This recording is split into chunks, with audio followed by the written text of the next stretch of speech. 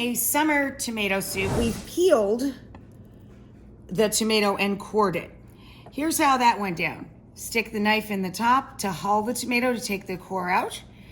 Then we scored the bottom, just with an X, throw it in boiling water, put it in cold water, peel them. The whole thing takes like 2-3 minutes. And then we chop them. Now, of course, you can use canned tomatoes. I have 3 pounds of fresh tomato.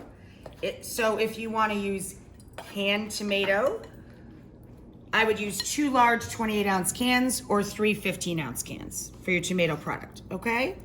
I have 2 tablespoons of butter, 2 tablespoons of olive oil, only some sea salt, and 2 Vidalia onions that I've let cook to absolute mush. Now we add all of our tomatoes and their natural juices. And you're going to add roughly 2 cups or so of vegetable or chicken stock. So this is a little over a quart-sized container, so I poured in half, or about 2 cups. And we're gonna throw in a stem of basil. Now we're gonna let this simmer for about 20 minutes until the tomatoes break down. So we pull out the basil that's done its job in the soup. If you have an immersion blender, just puree the soup in the pot.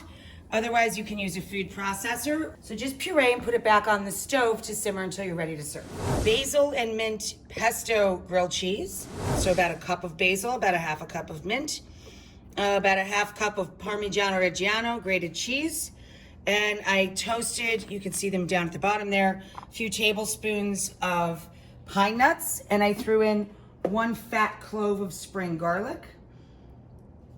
You can add salt and pepper to taste, and now we're going to add about 1/3 cup of EVOO.